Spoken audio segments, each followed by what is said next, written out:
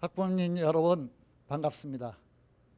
본래 아시는 것처럼 오늘은 윈터스쿨 설명회가 계획이 되어 있었고, 제가 직접 학부모님들 만나 뵙고 여러 가지 설명을 해드리려고 했는데, 잘 아시는 것처럼 예상하지 못했던 코로나 사태의 악화, 이런 걸로 인해서 대면 설명회는 불가능하게 되었습니다.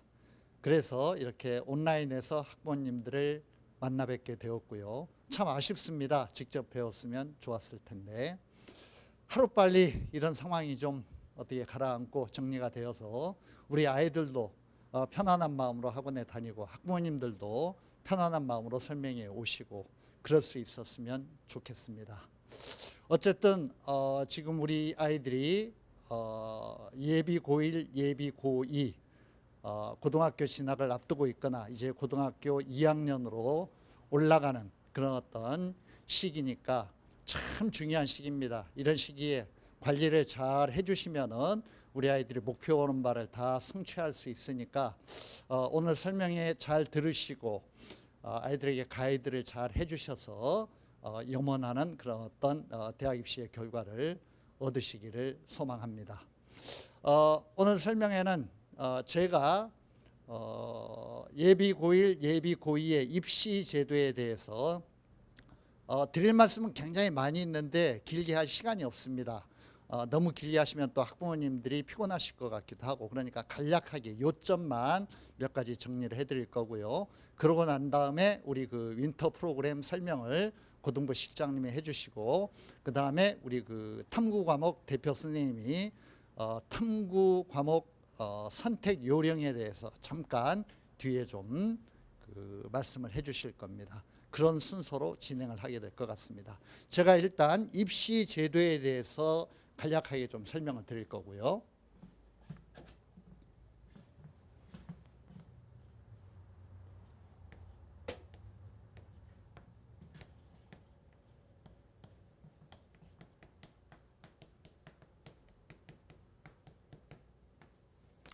(2023) 2024 대입 제도입니다. 2023은 우리 예비 고2에 해당이 됩니다. 우리 그 2학년 올라가는 애들이 내년에 이제 2학년이 되고, 내년 21년이죠. 그 다음에 2022년에 고3이 되는데, 항상 대학 입시는 대학에 합격하는 그 다음 해를 기준으로 용어를 쓰기 때문에 2022년에 고3이 되기는 하지만 2023년 입시생입니다. 그래서 2023년 입시라고 부르는 거고, 마찬가지로 우리 예비 고1은 2024년에 대학에 입학을 하게 되기 때문에 고3이 되는 건 2023년이지만 2024년 입시생이라고 합니다. 요거는 예비 고1에 해당이 됩니다. 한마디로 이 2023년 입시와 2024년 대입제도는 지금의 대입제도에서 크게 많은 변화가 일어나지는 않습니다. 그런데 아주 핵심만 말씀을 드리면은, 잘 아시는 것처럼 그동안에 우리 사회에서 있었던 여러 가지 문제들, 특히 그 조국 장관과 관련된 여러 가지 문제, 그 조국 장관의 딸이 이 그 고려대학을 입학하는 과정이라든가 부산대 의전원 입학하는 과정, 이런 데서 여러 가지 좀 이것이 올바른 어떤 그런 입시의 과정이냐라는 이런 어떤 사회적인 어떤 그런 그 이의 제기 무리가 굉장히 많이 빚어졌고, 그러다 보니까 정치적으로 좀 그 입시에 있어서 전체적으로 좀 공정성을 강화해야 되겠다, 공평하게 해야 되겠다, 이런 어떤 움직임이 많이 일어나게 되었고요. 결국 이 공정성 강화의 핵심은 뭐냐 하면은 계량화 중심으로 간다는 것입니다. 계량화 중심으로. 계량화란 말이 좀 어려운 단어인데요. 이 계량화란 단어는 한마디로 얘기하면은 숫자입니다. 숫자. 그러니까 그냥 추상적이고 모호하고 어떤 무슨 그 수험생의 어떤 커리어라든가 이력이라든가 상 받은 어떤 그런 과정이라든가 이런 것들은 다 뭔가 주관적인 요소가 개입이 되고 공정하지 못하다고 남이 판단할 수 있기 때문에, 한마디로 성적을 가지고, 숫자를 가지고, 수능 성적이라든가 내신 성적이라든가 이런 숫자를 가지고 대학을 진학하는 어떤 그런 제도를 강화하겠다. 이것이 핵심입니다. 그래서 이걸 조금 더 그 계량화 중심이라는 걸 상세하게 설명을 드리면, 아시는 것처럼 지금 그 대학에는 수시와 정시라는 큰 문이 있고요. 여기에 이제 수시에는 4가지 트랙이 있죠. 현재입니다. 현재 중심으로 말씀드리는 겁니다. 학생부 교과, 학생부 종합, 논술, 특기자. 정시에서는 다른 전형 특기자라든가 이런 게 조금은 있습니다만 거의 이거는 수능 중심이죠. 거의 이거는 수능 중심 전형입니다. 그런데 이런 수시의 4가지 트랙과 정시의 트랙 중에서 주관성이 개입될 수 있는 모호한 요소, 이런 것들은 공정성을 강화시키기 위해서 전부 다 없애버렸습니다. 아예 그냥. 그래서 2023년과 2024년 입시의 특징은 그동안에 우리 입시에서 10몇 년 동안 쭉 유지되어 왔던 논술 전형 폐지됩니다. 특기자 전형 일부 대학에 아주 조금 요소가 남아 있습니다만 폐지됩니다. 그리고 주관적인 요소가 개입되는 학생부 종합전형, 이거를 축소시켰습니다. 학생부 교과는 아시는 것처럼 내신 점수로 가는 거죠. 대학을. 이 학생부 교과를 강조시켰고, 그 다음에 수능 성적으로 가는 정시의 수능 중심 전형, 이거를 강화시켰습니다. 그래서 한마디로 2023년과 2024년은 학생부 교과와 수능 중심의 어떤 그런 입시 제도가 되었다. 제가 써드리겠습니다. 기억하실 수 있도록. 그러니까 논술과 특기자, 현재 있는 전형 중에서 그동안에 쭉 유지되어 왔던 이런 논술 특기자 전형을 폐지하였다. 그리고 여기 써 있는 것처럼 학생부 교과와 정시를 강화시켰다.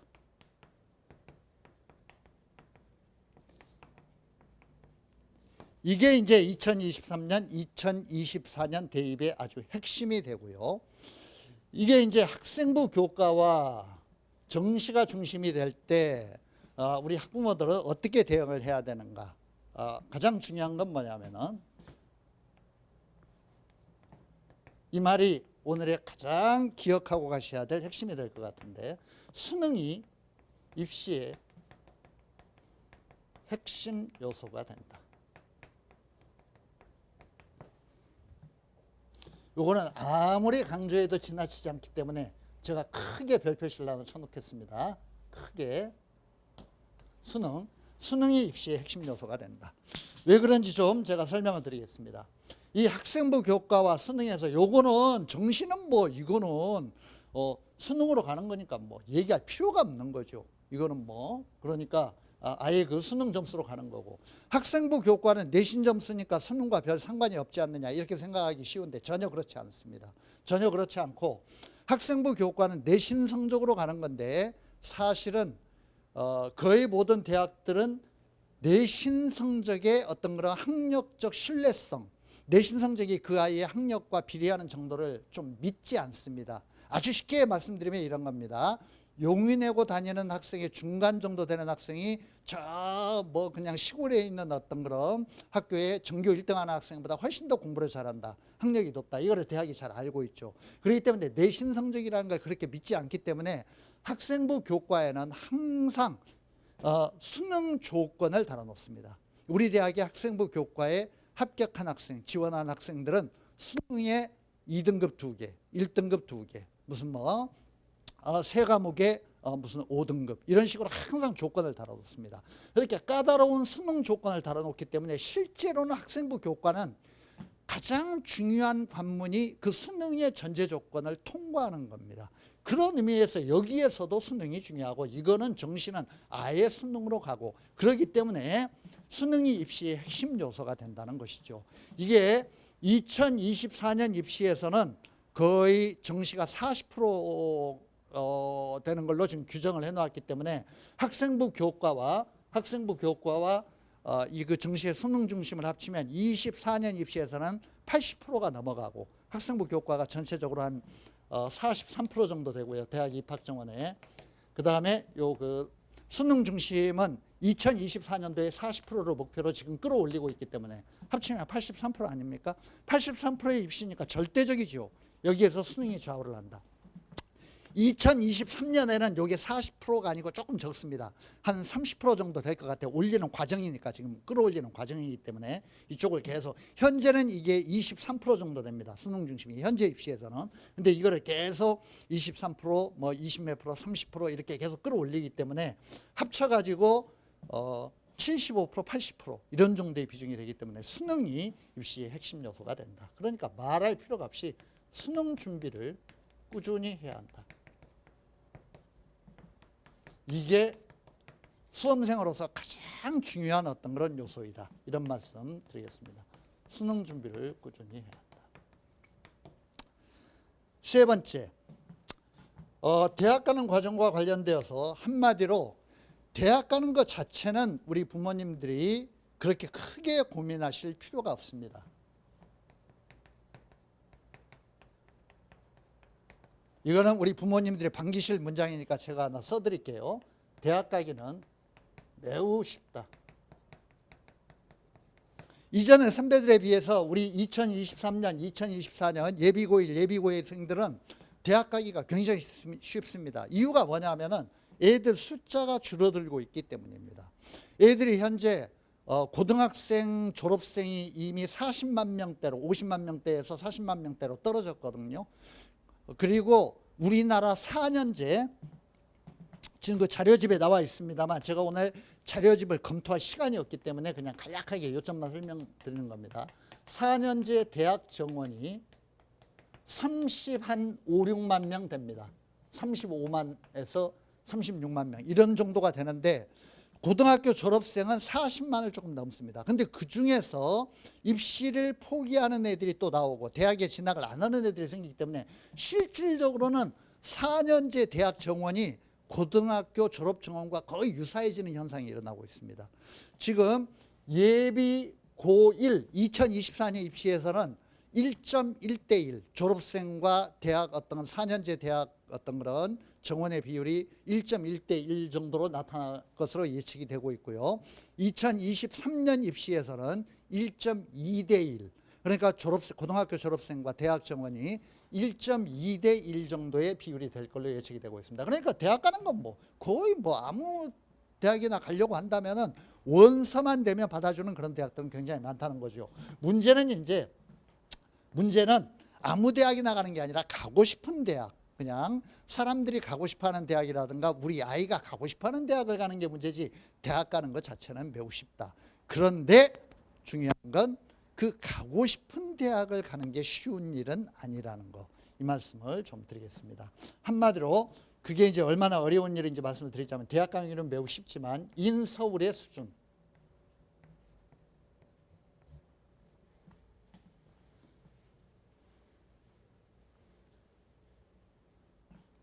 인서울은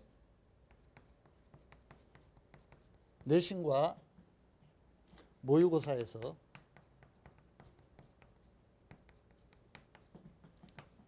2등급 수준을 유지해야 된다. 2등급입니다. 2등급.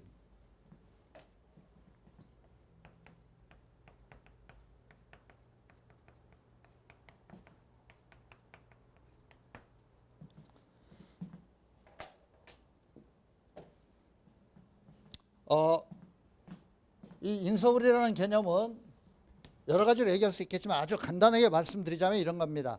그냥 그 대학 다닌다 그러면, 우리 애가 어느 대학 다닌다 그러면 모든 사람들이 아, 그 대학 다니는구나 라고 이렇게 알아주는 그런 대학들이죠. 그냥 보통 이런 11개, 12개 대학, 15개 대학 뭐 이런 중심으로 얘기를 하는데 스카이, 성, 한, 이, 중, 경, 외, 시, 동, 건, 홍, 숙. 대학의 머리 글자를 딴 겁니다. 제가 뭘 썼는지는 뭐 다 알고 계실 거고요. 이런 이제 대학들, 스카이 사성아니 중경외시 동고농숙 이런 대학은 지금 전체적으로 대학 정원이 어느 정도가 되냐면 3만 명을 조금 넘습니다. 3만 한 2, 3천 명? 뭐 이런 정도가 이제 매해마다 조금씩 변하긴 합니다만 이런 정도이기 때문에 실제 수능 응시생의 한 10% 정도를 차지합니다. 10%. 그러니까 이게 10% 안에 들어야만, 성적이 10% 안에 들어야만 이론적으로 계산해 볼 때 이 인서울의 어떤 그게 가능하다는 거죠. 그러니까 대학 가는 건 굉장히 쉬운데 우리나라의 대학이 한 250개 이상이 됩니다. 그런데 그 중에서 이런 대학을 가는 거는 사실은 쉬운 게 전혀 아니고 내신 성적과 모의고사에서 2등급, 2등급이라는 게 11% 아닙니까? 지금 1등급이 4%까지고 2등급이 11%니까 수능이라든가 내신에서 11% 안에 들어야만 이 대학을 갈 수가 있다. 그러니까 상당히 공부를 잘 해야만, 이게 그 2등급이라는 게 쉽지 않죠. 전체적으로 11% 안에 들어야 되니까 항상. 그러니까 이게 꽤 어려운 어떤 그런 과정이 된다는 거, 공부를 많이 해야 된다는 거, 이런 말씀을 드리고 싶고, 특히 학교 내신은 우리 부모님이나 아이들이 성적표를 받으면 이번에 뭐 전체에서 몇 등급 나왔다, 내가 이 과목이 몇 등급이다 이렇게 딱 나오니까 금방 알 수 있는데 수능 모의고사 이거는 아주 주의하셔야 됩니다. 제가 중요한 거 하나 알려드릴 테니까 이거 오늘 설명해서 꼭 기억하고 가시고요. 이 모의고사 때문에요 아이들이 착시 현상을 많이 일으킵니다. 착시 현상을 주의하셔야 되고, 이게 무슨 말이냐면 이런 말 들어보셨는지 모르겠습니다. 고3 모의고사를 볼 때 3월까지 괜찮다가 6월 모평이라든가 9월 모평, 평가원 주체 이런 데서 조금씩 떨어지다가 실제 수능을 망쳐버렸다. 이런 애들 주변에 굉장히 많습니다. 그러니까 고등학교 때 모의고사 성적이 어느 정도 나오고 그냥 뭐 사설 모의고사든 평가원 모의고사든 괜찮게 나왔었는데 수능을 망쳐가지고 대학을 못 가게 되었거나 무슨 아주 자기가 평소에 갈 수 있었다고 생각하던 어떤 그런 대학보다 훨씬 더 레벨이 낮은 그런 대학으로 가게 되었다고 이렇게 한탄하는 그런 아이들이나 부모님들이 굉장히 많이 있는데, 그게요 그 아이가 유난히 소심하고 유난히 수능 시험을 잘 못 보고 그래서 그런 게 전혀 아닙니다. 이거는 아주 구조적으로 그렇게 될 수밖에 없는 요인이 있습니다. 그러니까 부모님들이 이거를 아주 명심하셔야 되고요. 무슨 말이냐면 제가 설명해 드릴게요. 이게 모의고사 평균 집단입니다. 고 1, 2, 3 때까지 모의고사 응시 집단이라고 할 때, 이 모의고사 응시 집단이 실제 수능 응시 집단으로 가면서 이게 동일 집단이 수능을 같이 보게 되면은 내 성적이 평소에 여기 유지되었던 성적이 크게 변화하지 않고 여기에도 반영이 되겠죠. 근데 이 집단 자체가 굉장히 달라져 버립니다. 이거를 명심하셔야 되고요. 모의고사를 볼 때는요 전국의 모든 고등학생들이 같이 모의고사를 보기 때문에 내 등급이 어느 정도 여기에서 나오게 되겠죠. 이게 내 선이라고 합시다. 그런데 실제 수능으로 가면서는 어떤 문제가 일어나게 되냐면 이 모의고사 응시 집단이 수능 응시 집단으로 가면서요 여기에 있던 애들 중에 상당수가, 그러니까 수능 포기자들입니다. 수능 포기자들, 여러 가지 이유가 있겠죠. 실업계 졸업학생들이어서 아예 대학 진학을 안 하려고 하거나 성적이 아예 미달이 되어서 수능 시험을 응시하지 않으려고 하거나 이런 애들이 빠져버립니다. 빠져버려요.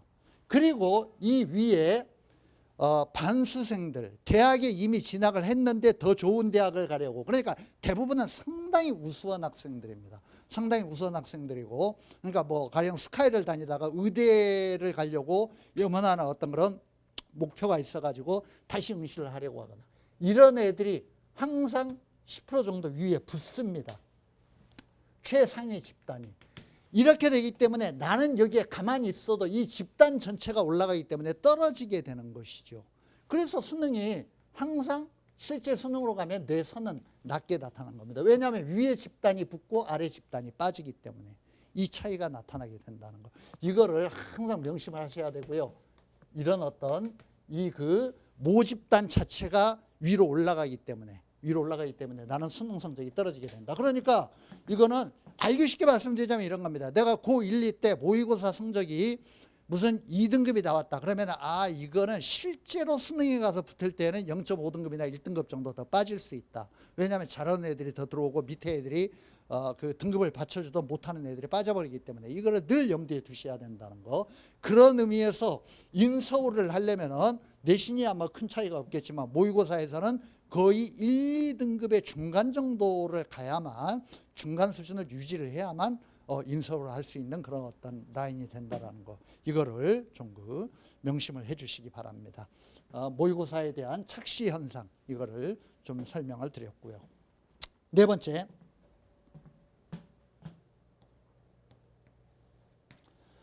제가 수능이 굉장히 입시의 핵심 요소이다라고 이렇게 말씀을 드렸는데 어떤 학부모들이나 학생들은 한숨을 쉴 수 있습니다.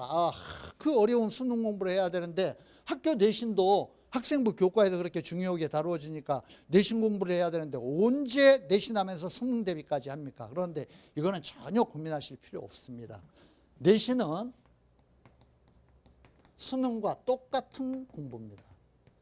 내신과 수능은 한 트랙이다. 한 길입니다. 똑같은 길입니다. 이제 요즘 대부분의 학교들은요, 수능이 중요하다는 걸 알고 있기 때문에 학교 시험의 출제를 수능에 대비하는 수능 마인드를 기르기 위한 어떤 그런 학습 과정으로 대부분 출제합니다. 그리고 교과서에 나와 있는 기본 개념을 잘 이해하고 학교 시험을 잘 보는 게 결국은 원리와 이해를 중시하고 어떤 거기에 적용을 덧붙이는 수능 시험을 잘 볼 수 있는 관건이 되는 겁니다. 그런 의미에서 학교 시험 대비를 꾸준히 해 나가면은 결국은 그게 장기적으로는 수능 대비가 될 수 있다는 거. 그러니까 수능에 대해서 고등학교 1, 2학년 과정에서는 고민할 거 하나도 없습니다. 고민할 거 하나도 없고 수학만 약간 좀 선행을 하는 정도로 공부를 하면서 학교 시험에 대비해서 충실히 공부하면은 저절로 수능 대비가 된다는 거. 하나 더, 내신과 수능은 한 트랙이어서 이게 아주 열심히 내신 대비를 하면 수능 대비가 된다, 이 말씀 드렸고, 하나 더 여기에 덧붙일 건 뭐냐면은 내신을 포기하지 말고 꾸준히 관리해야 한다. 이것도 아주 중요한 내용이기 때문에 정말 오늘 이 강연 들으면서 설명해 드리면서 학부모님과 학생들이 명심해 주시기 바랍니다. 제가 중요한 내용에서 별표시 하나 칠게요. 여기에 내신을 꾸준히 관리해야 된다. 이게 무슨 말이냐 하면 이런 개념입니다. 보통 우리가 대학 진학과 관련된 여러 가지 자료 중에 배치표라는 거 있죠. 그 배치표에 보면 가령 연대 의대는 내신 1등급 평균 1.1등급에 수능 표점 얼마 어쩌고 이렇게 가지고 쭉 이렇게 1.1등급 1.2 1.3 2점 몇 등급 쭉 이렇게 내려오잖아요. 온갖 대학들을 이렇게 정말 정리해 가지고, 그러면 대부분의 인서울 대학들은 2등급 수준이겠죠. 3등급 거의 없습니다. 이런 식으로 이제 배치표에서 쭉 내려오는데, 그러면 우리 아이가 학교 내신 성적 고등학교 1학년 때 받아왔어. 그런데 거기 보면 3등급, 4등급이 수두룩해. 어떤 과목은 5등급도 있어. 이렇게 보면은 부모님이 한숨 쉬시죠. 그러면서 4등급, 5등급짜리 보이면 너는 대학 가기 틀렸다. 이거 배치표에 보면 다 2등급이라고 나오던데 너는 4등급, 5등급 맞아서 어떻게 대학 가겠냐. 그냥 공부 포기해라. 지금부터 장사를 하든가 좀 네 인생에 대해서 다른 길 생각해라. 이렇게 말씀하시는 부모들이 있는데 전혀 그렇지 않습니다. 전혀 그렇지 않고 한마디로 말씀드릴게요. 내신이라는 건 뭐냐면은 우리 아이가 받아온 성적표에 있는 3등급, 4등급 그 성적을 가지고 대학에 가는 게 아니에요. 전혀 아닙니다. 그 착각하시면 안 돼요. 대학은 내신 성적이라는 건 그 아이가 성실한가 성실하지 않은가, 꾸준히 학교에서 제대로 공부를 하고 학교 어떤 그런 생활에 적응을 한 학생인가, 이런 걸 판단하는 요소로 활용을 하지 학력을 판단하는 요소로는 그렇게 중시하지 않습니다. 아까 제가 처음에 말씀드렸잖아요. 그래서 학생부 교과에서 항상 수능 조건을 달아놓는다. 왜? 수능이라는 게 학력을 판별하는 요소이기 때문에. 내신은 그다지 신뢰하지 않는다고 아까 말씀드렸잖아요. 용인외고라든가 상산고라든가 무슨 이런 어떤 좋은 어떤 그런 고등학교, 민족상황고라든가 이런 어떤 고등학교에 중간 정도 하는 학생이 저 시골의 전교 1등보다 훨씬 더 학력이 높다, 이런 거 잘 알고 있습니다. 그러니까 내신을 잘 안 믿어요. 그렇기 때문에 대학이 어떻게 하냐면은 간단히 말씀드릴게요. 1, 2, 3, 4, 5, 6, 7, 8, 9 이렇게 9개의 등급이 있다고 할 때 대학이 내신 점수를 반영을 할 때 이 급간에서는 점수 차이가 굉장히 좁습니다. 점수 차이가 좁아요. 이게 무슨 말이냐면은 1등급과 2등급, 2등급과 3등급 사이에 뭐 그렇게 큰 차이가 있느냐. 학교 생활만 성실하게 하면 되지. 이런 인식이 있습니다. 뒤에는 점수 차이가 큽니다. 점수 차이가 커요. 학교 생활을 불성실하게 하고 학업을 포기해가지고 6등급, 7등급 이렇게 되면 이런 학생들은 우리 대학은 받기 싫다. 오지 말아라. 그러니까 여기에 급간 점수 차이가 1.2점이라고 하면 여기는 5점, 10점을 벌려놓습니다. 이렇게 해서 불성실한 학생을 걸러내려고 하지 똑같은 점수 차이를 줘가지고 이 등급 간 어떤 그런 점수 차이를 고르게 해가지고 똑같이 적용하는 게 아니에요. 여기는 괜찮다는 겁니다. 여기는 문제가 있다는 거죠. 이게 무슨 말이냐면 아까 얘기로 되돌아가서 우리 아이가 3등급, 4등급, 5등급이 나와도 포기하지 않고 꾸준히 하면 나중에 수능에서 많이 할 수 있고 내신의 극간 차이가 그렇게 크지 않기 때문에 학생부 교과에서 최저 조건을 통과를 하면은 여러 가지 유리한 상황이 발생할 수 있다. 그런 면에서 내신이 4등급, 5등급 나온다고 해서 그냥 대학 가기 틀렸다. 포기하자라는 어떤 그런 생각을 수험생이라든가 학부모님이라든가 이런 판단하시는 건 굉장히 잘못된 생각이고 꾸준히 조금이라도 성적을 더 올리기 위해서 계속 노력하는 게 중요하다는 거 이 말씀을 드리겠습니다. 내신과 수능은 하나의 길이다. 그리고 내신을 꾸준히 관리해 줘야만 된다. 말씀드리겠습니다. 다섯 번째, 내년 입시, 지금 내년에 예비 고3이 되는 아이들부터 입시의 큰 특징 중 하나가 또 뭐냐면 5번을 여기다 쓰겠습니다. 큰 특징 중 하나가 뭐냐면은 그동안에 없었던 어떤 제도로 최초로 도입된 게 수능에서 여러 가지 선택이 생긴다는 겁니다. 수능에 선택권이 확대되고 이거는 내년 입시에서부터 적용이 되니까 2023년, 2024년 입시는 그대로 이거는 이제 그 부작용과 문제점을 약간씩 해결하면서 그대로 간다는 거죠. 이거는 국어, 수학, 탐구 이런 과목들이 해당이 되는데 제가 이거는 설명드릴 시간이 없습니다. 이거 설명하면 좀 시간이 많이 걸릴 것 같아서 참고로요. 우리 그 예비 고1 설명회 동영상 자료가 지금 우리 홈피에 업로드 되어 있습니다. 이미 예비 고1 설명회 자료가 동영상이 업로드 되어 있으니까 그 설명회 동영상을 좀 참조를 해 주시고 제가 거기에서 요 그 수능의 변화에 대해서 좀 설명을 드렸으니까 동영상을 참조해 주십시오. 어쨌든 2023년, 2024년 입시에서는 국어도 공통의 75점이 있고 내가 선택해야 되는 부분이 25점. 수학도 그동안의 수능과는 전혀 다르게 공통의 부분이 75점이고 내가 선택해야 되는 부분이 25점. 이런 부분이 있기 때문에 어떤 걸 선택해야 되고 어떤 걸 대비해야 되는가 이런 걸 잘 미리 생각을 하면서 학교 생활에 임하고 그 대입 준비를 해나가야만 되고 거기에 대해서는 제가 이 그 설명의 동영상에서 설명을 좀 드렸으니까 요거를 참조를 좀 해주시기 바랍니다. 탐구는 선택의 부분이 따로 있는 게 아니라 여기서 수능의 선택권이 확대되는데 탐구 과목이 있다는 건 무슨 말이냐면 2022년 수능에서부터 문이과 개념이 학교 교과정에서 없어지면서 탐구도 그동안에 자연계열은 과학탐구를 선택하고 인문계열은 문과계열은 사회탐구를 선택하는 이런 게 없어졌습니다. 그냥 아무 상관없이 내가 사회탐구든 과학탐구든 모든 고등학생은 자유롭게 선택할 수 있습니다.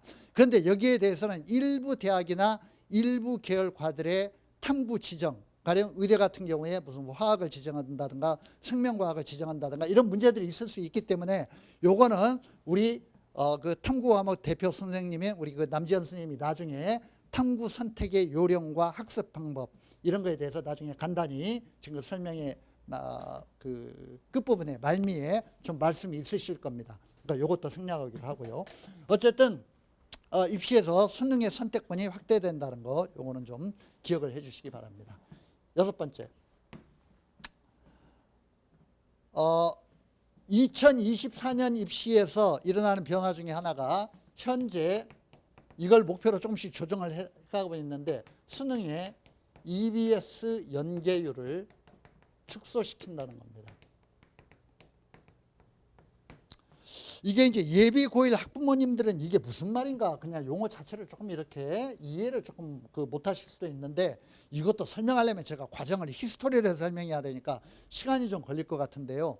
수능이라는 게 워낙 어려운 시험입니다. 이게 어려운 시험이어서 아이들이 학교에서 배운 교과서 안에서 배운 학습 정보와 수능의 점수가 연결되지 않는 이런 어떤 현상이 수능 초기에 있었습니다. 그러니까 학습의 동기부여가 안 되는 거죠. 공부를 열심히 해도 문제를 정답을 맞추기가 힘들고 여러 가지 어떤 그런 문제점이 발생하니까 그 어려운 것들을 조금 무마시켜주기 위해서, 그리고 더 큰 이유는 사교육비, 학원에 다니는 어떤 그런 폐단 이런 것들 부담을 좀 줄여주기 위해 가지고 공영방송인 EBS에서 수능 방송을 하고 그 EBS의 교재를 수능 출제와 연결시키는 이런 제도를 채택을 했고, 이거는 이미 정착이 되었습니다. 그동안에는 70%였습니다. 70%라는 건 잘 아시다시피 엄청난 비율이죠. 아이들이 EBS 교재를 가지고 공부하는 내용이 실제입니다. 이거는 전혀 무슨 이렇게 아주 많이 변형을 하거나 응용을 하거나 그런 게 아닙니다. 문제 유형이라든가 지문이라든가 이런 것들이 EBS 교재에 있는 게 70%가 출제가 되었거든요. 근데 이제 사실은 이게 교육적으로는 문제가 있는 거죠. 왜냐하면 공정한 검증의 과정을 거친 교과서도 아니고 그냥 컨텐츠의 어떤 그런 출처도 불분명한 이런 어떤 EBS 문제와 지문을 가지고 대한민국의 모든 고등학생이 거기에 매달려서 공부를 하고 그걸로 인생의 어떤 그런 가장 중요한 어떤 그런 문제인 대학 입시 결과가 좌우된다라는 건 교육적으로는 좀 온당하지 못한 거고, 그래서 이 EBS 교재와의 연관성을 조금씩 줄여가려고 하는 거죠. EBS 연계율을 2024년도에는 50%로 축소하는 거, 현재 70%에서 50%로 축소하는 게 목표로 되어 있습니다. 50%로 줄어든 건 상당히 줄어드는 겁니다. 일단 7개 지문이 연결이 되다 5개 지문만 나온다는 거거든요. 7개 문제 유형이 나오다가 5개 문제 유형만 전체 수능에서 볼 때 이렇게 나온다는 개념이니까 10개 중에 그렇게 된다는 개념이니까 상당히 줄어드는 겁니다. 이렇게 되면은 고3이 되어가지고 EBS 교재를 죽자사자, 물론 이제 예비 고2나 예비 고3도 그런 식의 공부를 하게는 될 겁니다. 왜냐하면 50%도 적은 숫자는 아니니까. 그런데 나머지 50%도 대비를 하지 않을 수가 없고 지금의 70% 반영률보다는 더 대비를 충실하게 해야 된다는 것이죠. 연계되지 않은 50%에 대해서. 그런 의미에서 교과서에서 배우는 기초학력 부분이 아주 중요하다. 기초학력 연마가 중요하다는 거. 이런 말씀 좀 드리고 싶습니다. 고등학교 1, 2학년 과정에서 교과서의 내용을 충실하게 학습을 하고 잘 익혀나가야 된다는 거, 기초학력 연마가 중요하다. 제가 이 과정을 설명하는 건 사실은 시간이 많이 걸리는 일인데 우리 뒤에 우리 프로그램도 설명을 해야 되고 또 탐구 선택 요령에 대해서도 선생님이 설명을 해 주셔야 되고 그렇기 때문에 제가 오늘은 간단하게 좀 마치려고 하고요. 좀 아쉽게 느껴지는, 좀 이렇게 정밀하지 못하다, 자세한 어떤 수치가 없다, 자료집을 가지고 얘기해 줬으면 좋겠다 이렇게 느끼시는 학부모님들은 아까 말씀드렸듯이 설명의 동영상이 탑재가 되어 있습니다. 지금 이 자료 제가 지금 강연하고 있는 이 설명회 말고 이전에 한 달 전 정도에 있었던 예비 고1, 예비 고3 설명회 동영상이 업로드가 되어 있고 제가 거기서 조금 더 자세하게 설명을 했으니까 그걸 참고로 해 주시기 바랍니다. 마지막으로 제가 학부모님들께 당부 말씀 하나만 드리고 제 순서는 접기로 하겠습니다. 아시다시피 지금 우리가 코로나 시대를 살고 있는데 참 요즘 사회적으로도 아주 엄중한 어떤 그런 지금 상황이고 도대체 이게 어느 정도로 악화가 될지, 우리 사회가 어느 방향으로 가게 될지 정말 속단하기가 어려운, 정말 매우 어떤 그런 위중한 그런 어떤 상황에 처해 있습니다. 아이들도 이미 3분의 1로 등교 일수를 줄여야 되는 그런 어떤 상태가 되었고 앞으로 어떻게 될지 모르겠는데 지금 백신과 치료제가 계속 이제 공급이 되고 개발이 된다고 합니다만 이게 언제 보편화되어서 우리가 코로나라는 어떤 그런 용어 자체에서 해방되는 시기가 확실하게 언제가 될지는 알 수가 없는 거죠. 내년에도 아마 우리 예비고이와 예비고일 학생들이 학교 생활하면서 상당한 영향, 적어도 1학기까지는 정상적인 학교 생활을 불가능한 상황이 되지 않을까, 이렇게 예측을 한번 해봅니다. 그런 의미에서 이 코로나 시대에 참 아이들의 학교 생활도 어렵고 학습관리 과정도 너무 힘들기 때문에 무엇보다 중요한 건 자기관리죠. 자기관리가 성패를 좌우한다. 입시의 성공과 패배, 대학 진학의 성공과 패배, 성패를 좌우하게 된다.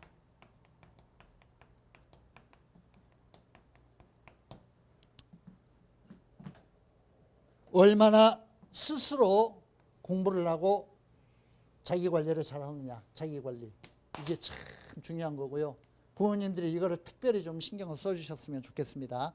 제가 또 시간이 있으면 이 자기관리에 대해서도 말씀드리고 싶은 게 많이 있습니다만 그냥 간략하게 몇 가지만 당부드릴게요. 일단 아이들을 공부에 몰입하도록 하고 스스로 뭔가 좀 내가 공부해야 되겠다 이런 마음 자세를 가지도록 만들기 위해서 중요한 게 뭐냐면은 부모님들이 착각하시는 게 많이 있는데 아이한테 훈계를 많이 하면 된다, 야단을 많이 치면 된다, 이렇게 생각하시는데 실제로 고등학생 정도가 되면 부모님의 훈계라는 건 거의 소용이 없습니다. 애들이 그거 받아들이지 않습니다. 애들이 눈치 보지 않습니다. 이미 부모가 통제할 수 있는 어떤 나이를 벗어나고 있거든요. 그리고 세상의 욕망의 요소는 너무나 많고 관심이 가는 부분도 게임이 되었든지 뭐가 되었든지 진짜 재미있는 어떤 컨텐츠가 되었든지 아이들하고 무슨 이렇게 뭔가 그냥 SNS 상에서 떠들고 그냥 이렇게 재미있게 그냥 뭔가 수다 떨고 재미있는 게 너무 많이 있기 때문에 부모님이 그런 것들을 야단을 쳐가지고 뭔가 해결할 수 있다고 생각하면 거기서부터 발을 잘못 내디디시는 겁니다. 그래서 이걸 어떻게 해야 되는가, 애들이 자기관리를 할 때 어떻게 해야 되는가, 이 부분에 대해서 참 고민을 많이 하셔야 되는데 제 생각에는 중요한 게 이거 써드릴게요. 훈계하고 야단치는 거 안 된다. 애들과 더욱더 갈등만 심해지고 아무 실제로 도움이 되지 않습니다. 이런 의미에서 반대로 좀 접근해 주시고 부탁을 드립니다. 부모의 격려, 그냥 칭찬 많이 해주세요. 아, 잘했어. 학원 다니는 것만 해도 그 나이에 온갖 세상의 유혹의 요소들이 우리 아이들을 잡아당기고 있는데 학원에 가서 앉아있는 것만 해도 대단한 겁니다. 그러니까 오늘 학원 가서 공부하느라고 진짜 고생했어, 학교 가느라고 고생했어, 자꾸 좀 칭찬해 주시고 그 다음에 부모님이 자기 인생의 경험을 가지고 아이와 대화를 많이 해주시면 좋습니다. 너무 멋진 얘기 하시려고 하지 말고요. 평범한 대화를 가지고 저는 그렇게 생각합니다. 이거 제가 늘 강연회 때 드리는 말씀입니다만 우리 아이가 잘 되기를 바라는, 이 세상에서 가장 잘 되기를 바라는 사람이 부모님이기 때문에 그 부모님이 하시는 얘기는 어떤 얘기도 우리 아이에게 전부 최고의 보약이 됩니다. 그러니까 멋진 얘기 하시려고 하지 말고 그냥 가벼운 일상생활의 이야기, 친구들 이야기, 우리 어머님 아버님이 옛날에 경험했던 이야기 그냥 부담 없이 들려주세요. 그러면서 아이와의 정서적 소통 관계를 자꾸 만들어 주시고 그런 말 끝에 요즘 잘하고 있는 것 같아, 그러면서 조금만 더 해보자 이러면서 격려해 주시고, 이렇게 격려하고, 이게 과정이 굉장히 힘듭니다. 대화하고 격려하고 뭔가 이렇게 그 손을 잡고 끌어가는 게 굉장히 힘들기는 하지만은 반드시 이렇게 해야만 된다는 거, 인내심을 가지고 이렇게 해야만 된다는 거 말씀드리고, 하나 더 우리 윈터 설명회니까 제가 마지막에 광고 한번 해야 되겠네요. 아이들이 아무래도 사춘기고 의지가 나약하고 많이 흔들리는 그런 어떤 시기이기 때문에 이런 자기관리를 위해서 또 선택하실 수 있는 훌륭한 방법 중에 하나가 아이들의 자기관리를 시켜주는, 만들어주는 시스템을 확보하는 것이다. 시스템을 활용하는 것이다. 그냥 아주 쉽게 얘기하면 학원에 보낸다는 겁니다. 학원도 그냥 학원이 아니라 우리 같이 빡세게 이렇게 공부시키는 학원. 좀 이따 우리 고등부 실장님이 윈터 프로그램에 대해서 말씀하시겠습니다만, 윈터라는 게 아이들한테는 엄청난 시련과 도전이 됩니다. 왜냐하면 아침에 한 9시쯤 와가지고 하루에 13시간, 14시간 책상에, 딱딱한 책상에 앉아 있어야 되거든요. 밤 10시까지 이렇게 앉아 있어야 되니까 코로나 상황 때문에 9시에 끝날 수도 있겠습니다만 지금 그 코로나가 한 28일까지로 현재 그 2.5단계 적용이 되어 있고 그 이후에는 현재 뭐 방역 당국이 열심히 하고 있으니까 윈터 개강은 정상적으로 될 수 있을 거라고 생각하는데 윈터 개강이 되면 우리 아이들은 만약에 윈터에 어떤 그런 그 지원을 한 아이가 있다고 한다면 그 아이는 아침 일찍부터 와가지고 밤 늦게까지 하루 종일 의자에 앉아 있어야 됩니다. 이런 과정을 통해서 자기 관리의 어떤 그런 스스로 약간 그런 의지가 부족하다고 하더라도 선생님이 끊임없이 상담해주고 뭔가 이렇게 격려해주고 이런 과정을 통해서 만들어 나가는 거죠. 그런 자기 관리의 과정을 만들어 나가는 겁니다. 이런 시스템에 아이를 맡겨보시는 것도 괜찮은 방법이라는 거, 이런 말씀 드리고 싶습니다. 제가 드리고 싶은 말씀 많이 있습니다만 오늘 아주 요점만 몇 가지로 정리해서 말씀을 드렸고요. 뒤이어서 우리 그 프로그램과 어떤 그런 그 고등학교 학생들의 어떤 그런 이 그 성적 관리 이런 데 대해서 전문가이신 실장님이 강연해 주실 거니까 끝까지 잘 경청해 주시고 많은 도움 받으시기 바랍니다. 다음에 진짜 대면 설명에서 더 유익한 정보 전해드릴 거 약속드리면서 오늘 제 강연은 이걸로 간단히 가름하겠습니다. 감사합니다. 네, 시작하겠습니다.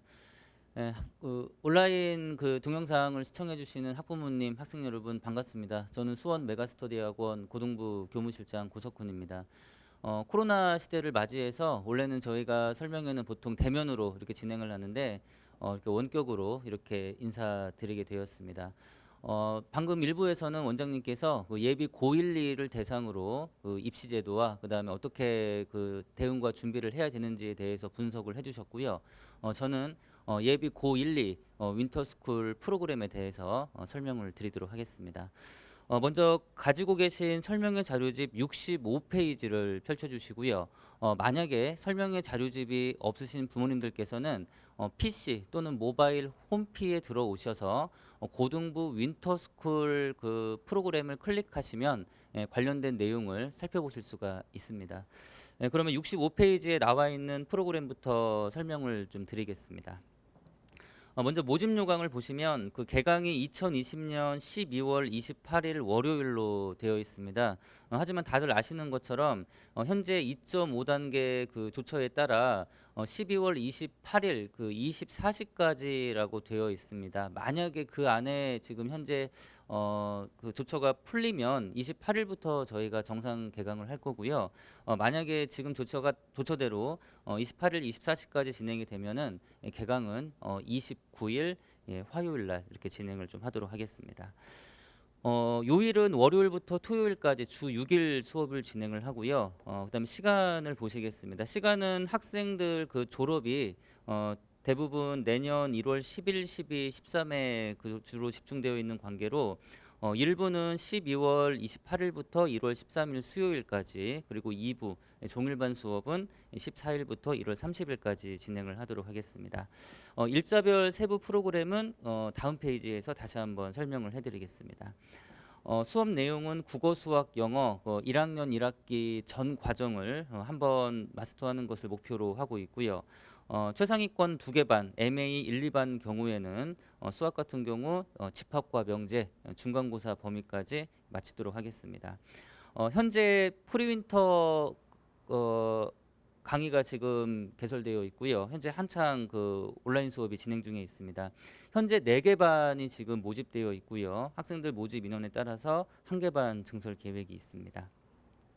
그다음에 프로그램의 특징을 말씀드리면 하루 13시간, 실제 그 내년에 아이들이 학교에 입학을 하게 되면 이제 오전 9시부터 이제 하루 일과가 시작이 되어서 만약에 이제 학교에서 야간 자습을 하거나 아니면은 주중에 이제 그 뭐 단과나 이런 종합 학원을 이용하게 되면은 실제 아이들이 10시까지 생활을 하게 됩니다. 그래서 그런 아이들 그 생활 패턴과 리듬에 똑같이 맞추어서 10시 3시간이라는 그 아이들 생활과 똑같이 이 프로그램대로 움직일 수 있도록 지금 잡아놨고요. 이 기간 동안 학습을 통해서 내년에 1학년 1학기 과정은 물론이고 고등학교 과정 공부에 있어서 가장 중요한 기본적인 학습 태도를 좀 형성할 수 있도록 좀 열심히 교육을 좀 시키도록 하겠습니다.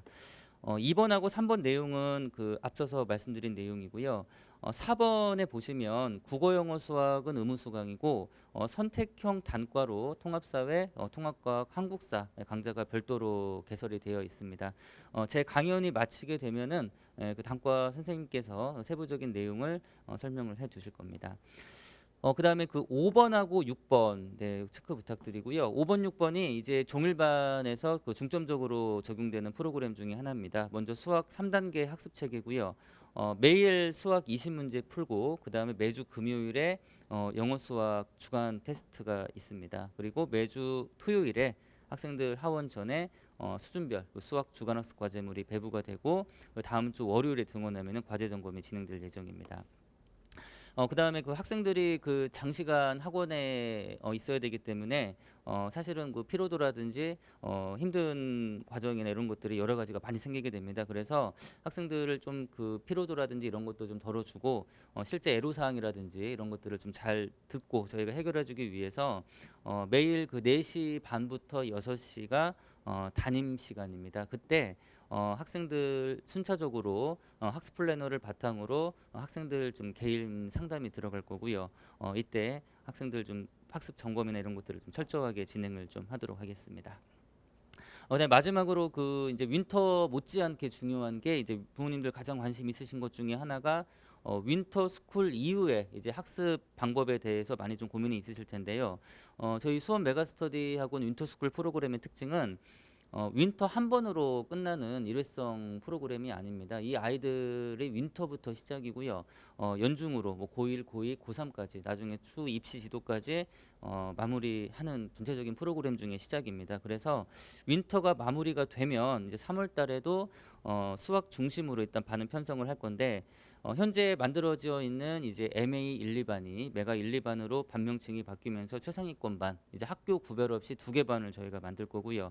그다음에 나머지 이제 중위권이나 이제 중하위권 학생들을 위해서 학교별로 반을 편성해서 지속적인 내신 및 수능 관리를 진행을 하도록 하겠습니다. 그다음에 이제 그 표준 시간표를 보시겠습니다. 설명회 자료집을 가지고 계신 분은 66페이지. 그다음에 모바일이나 PC 홈피로 그 프로그램을 보시는 분들은 시간표 쪽 부분을 좀 클릭해 주시기를 부탁드리겠습니다. 앞서 말씀드린 것처럼 학생들 그 졸업 일자에 따라서 그 일부는 12월 28일부터 1월 13일까지고요. 시간표를 살펴보시면 월요일부터 금요일 주중은 저녁 6시부터 10시까지 그리고 토요일은 오전 9시부터 1시까지 수업이 진행이 됩니다. 약 2주간 주당 24시간 수업을 진행을 하고요. 그다음에 1월 14일 목요일부터 1월 30일까지는 오전 9시부터 10시까지 수업이 진행이 됩니다. 우리 지금 예비고1 학생들 같은 경우 내년 3월에 지금 고등학교 입학을 앞두고 있는데요. 실제 내년에 고등학교를 입학을 하게 되면 지금 보시는 시간표대로 동일하게 학교 생활을 시작을 하게 됩니다. 똑같은 그 학교 커리큘럼대로 지금 학원 프로그램이 짜여져 있기 때문에 내년 3월을 미리 준비하는 프로그램으로 보셔도 상관이 없습니다. 1부 때와 다르게 이제 윈터 때는 보시는 것처럼 이제 시수가 늘어나서요. 주당 수업 시간은 34시간 진행을 하고 그다음에 6번 1시 50분부터 2시 20분까지는 수학 및 영단어 1일 테스트가 진행이 됩니다. 뭐 영단어 1일 테스트야 뭐 부모님들 다들 아실 거고요. 수학 1일 테스트의 경우는 과제를 점검하는 테스트입니다. 전날 그 수학 과제가 그 나가면 과제 내용 문제를 그대로 나거나 아니면 일부 변형을 해서 학생들 좀 성취도라든지 좀 이해도 체크 꼼꼼하게 좀 하도록 하겠습니다. 그다음에 4시 반부터 6시가 방금 말씀드린 내용입니다. 이때 학습 플래너 점검과 그다음에 이제 상담 대상자들은 플래너를 점검하면서 상담을 진행할 거고요. 상담 대상자가 아닌 학생들은 1일 수학 20제의 문제를 풀도록 시키겠습니다. 그다음에 매주 금요일에는 영수 주간 테스트가 있는데 윈터 스쿨 들어오기 전에 입학고사를 봤던 학생들은 아마 이제 시험 형태가 어떤 것인지 알 수 있을 겁니다. 이제 주중에 배운 내용들 중심으로 심화 문제로 저희가 테스트를 진행을 할 거고요. 윈터 종료 시점까지 총 3번의 그 시험이 있습니다. 그래서 이 3번의 시험 결과를 바탕으로 2월 윈터 들어갈 때 다시 한번 반조정을 진행을 하도록 하겠습니다. 그다음에 저녁을 먹고 7시부터 10시가 이제 자기주도 학습하고 1대1 국어, 영어, 수학 클리닉 시간입니다. 이 시간에는 저희 전임 선생님들이 모두 남아서 학생들 자습 감독 그리고 이제 국어 영어 수학 클리닉 1대1 지도를 들어가고요. 이제 부모님이나 학생들 입장에서는 굉장히 긴 시간이라고 생각할 수 있는데 시간표에 보시는 것처럼 하루에 6개의 수업을 진행을 하고요. 매 시간마다 과제가 나오게 됩니다. 그래서 실제 7시부터 10시는 그 당일 나온 과제 이렇게 해결하는 시간으로 보시면 되고요. 과제 마치고 다음 날 있을 수학 1일 테스트하고 영단어 테스트까지 마치면 좀 10시까지 딱 공부를 할 수가 있습니다. 집에 가서는 특별하게 할 건 없고요. 당일 공부한 거 마무리하고 가는 시간이라고 보시면 될 것 같습니다. 수강료는 거기 제시되어 있는 표 확인하시면 되고요. 그다음에 종일반 그 운영되는 14일부터 30일까지는 학원에서 아이들이 두 끼의 식사를 하게 되어 있습니다. 급식 형태고 한 끼에 4,800원으로 최종 책정이 되었습니다. 그래서 일일 9,600원, 윈터 기간 만약에 급식을 하게 되면 11만 5,200원 비용이 소요될 예정입니다. 그다음에 그 옆 페이지에 보시면 장학제도가 있습니다. 현재 그 보고 계신 장학제도는 그 우리 고등부, 그러니까 내년에 고등학교에 들어가서 첫 번째 시험인 중간고사를 보고 난 다음에 적용될 장학제도고요. 그다음에 현재 중3인 예비고1 학생은 저희 그 중등부 그 장학제도로 적용이 돼야 되는데 부모님들 그 착오 좀 없으시길 바라고요. 현재 중등부 장학제도 같은 경우는 기말고사 기준으로 국어, 영어, 수학 평균 97점 이상의 역사, 그러니까 사회하고 과학 과목 점수가 85점 이상이 되면 장학 혜택을 적용받을 수 있습니다. 해당되는 부모님들은 참고하시고요. 단 신입생, 그러니까 윈터 신입생의 경우에는 동일하게 적용되는 게 아니라 뭐 아시는 것처럼 그 저희 학원에서 시험 대비를 한 것이 아니기 때문에 현재 저희가 적용해주는 장학제도의 50%만, 만약에 예를 들어서 20% 장학 적용 대상자라면 10%만 이렇게 해서 차등 적용되는 점 유의해 주시기 바라겠습니다. 그다음에 이제 그 가장 중요한 그 과목별 그 진도와 그 교재에 대해서 제가 말씀을 드릴 건데요. 이 과목별 진도 교재는 내년 그 1학년 1학기 그리고 더 나아가서 2학기까지 그 학교 커리에 맞추어서 저희가 교재와 진도를 설정을 했습니다. 그 약간의 좀 판서를 통해서 부모님들께 좀 설명을 좀 해드리도록 하겠습니다. 먼저 국어부터 설명을 해드리면. 그 아시는 것처럼 고등학교 1학년 과목까지는 전부 다 그 공통 과목입니다. 그래서 선택권이 없고요. 대체적으로 학생들이 중간고사, 기말고사를 보게 되면 보통 시험 범위와 내용이 문학하고 문법 이렇게 이런 비율로 나누어서 시험을 봅니다. 비율은 약 70%대 30%. 학교에 따라 상이할 수 있습니다. 보통 평균적으로 문학이 70%, 문법이 30% 이렇게 출제가 되고요. 1학기 같은 경우는 문학 1학기 문학은 현대문학 중심으로 현대문학에 플러스 고전 시가인 시조가 일부 반영이 됩니다. 이렇게 반영이 되고 그다음에 문법 같은 경우는 그 중세국어라든지 이제 그런 고전 문법은 보통 2학기 때 시험을 보고요. 정리를 좀 해드리면은 1학기와 2학기인데 2학기 과정에서 중세 국어가 들어갑니다. 중세 국어가 들어가고 그다음에 이제 1학기 과정에서는 중학교 때 학생들이 공부했던 무슨 의문의 변동이라든지 아니면 품사라든지 아니면 문장 성분 여러 가지 뭐 문법 요소 등 중등 과정 심화 내용으로 이렇게 시험이 치러지게 됩니다. 그래서 윈터 기간에는 현재 프리윈터 같은 경우는 저희가 지금 약 3주간의 프로그램으로 고전 문학 중에서 고전 시가를 일부 공부하고 있고요. 윈터 스쿨 때는 1학기 또는 2학기 시험에서 가장 많은 비중을 차지하는 70%의 이 부분을 해결하기 위해서 현대문학 중심으로 일단 아이들을 공부를 시키겠습니다. 현대문학을 지금 현재 계획으로는 한 80% 공부를 시킬 거고요. 그 다음에 시험에 자주 출제가 되는 이쪽 부분을 80% 정도를 수업 내용에 들어가 있고 시조는 수업 진도에서 20% 정도를 반영을 하도록 하겠습니다. 이렇게 지금 치러질 예정이고요. 그 다음에 이제 문법은 내년 2월달 문법은 2월 윈터에서 특강 또는 정규 수업에서 반영을 하도록 하겠습니다. 네, 이렇게 해서 지금 국어에 대해서 제가 설명을 드렸고요. 다음은 이제 수학에 대해서 말씀을 좀 드리도록 하겠습니다.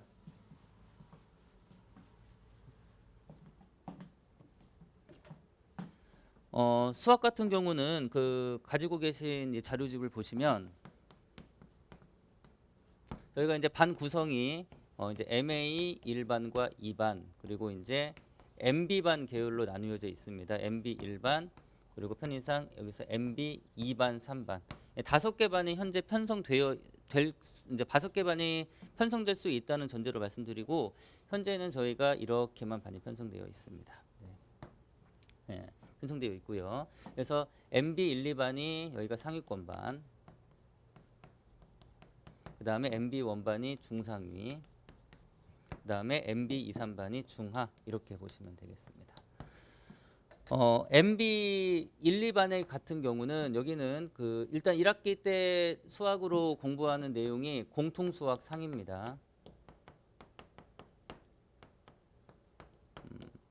공통수학 상이어서 MA 1, 2반부터 MB 1, 2, 3반까지 모든 반이 공통수학 상은 전부 다 진도가 완료가 됩니다.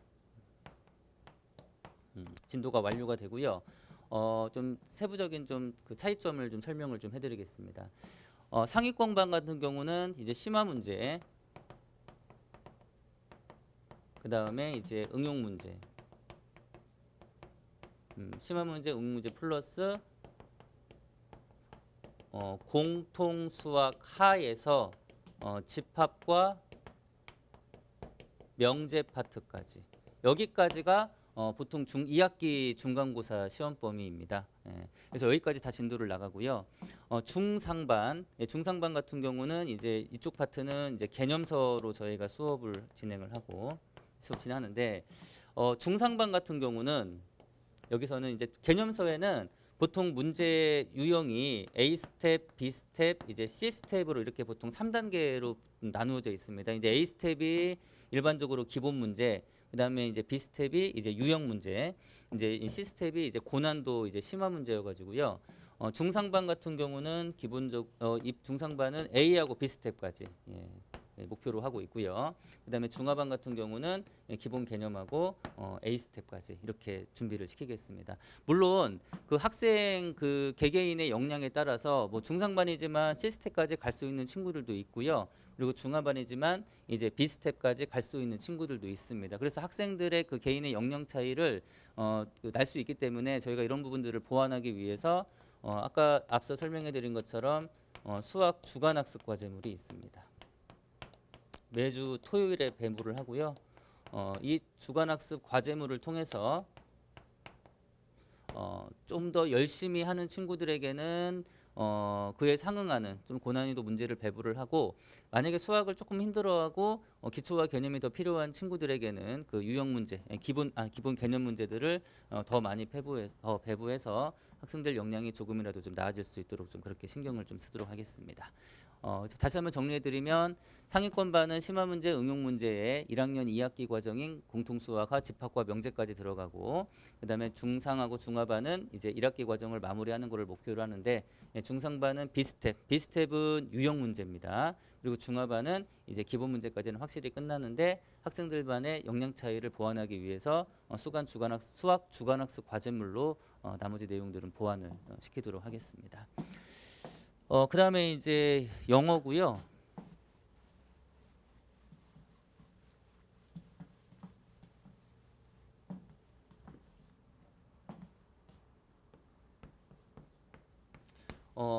그 영어 같은 경우는 일단 가장 시험에 나오는 내용들은 거의 정해져 있습니다. 대체로 이제 교과서, 학교 교과서하고 그 다음에 이제 모의고사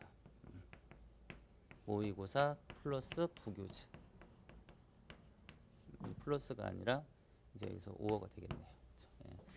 교과서는 필수적으로 들어갑니다. 교과서가 보통 한 2과 정도 일단 이렇게 들어가고 그다음에 이제 모의고사 이제 한 회분 아니면은 모의고사 2회분. 범위가 좀 많은 학교는 그다음에 모의고사 한 회분에 그다음에 EBS 뭐 올림푸스 1이라든지 그런 교재들을 쓰는 학교들이 있습니다.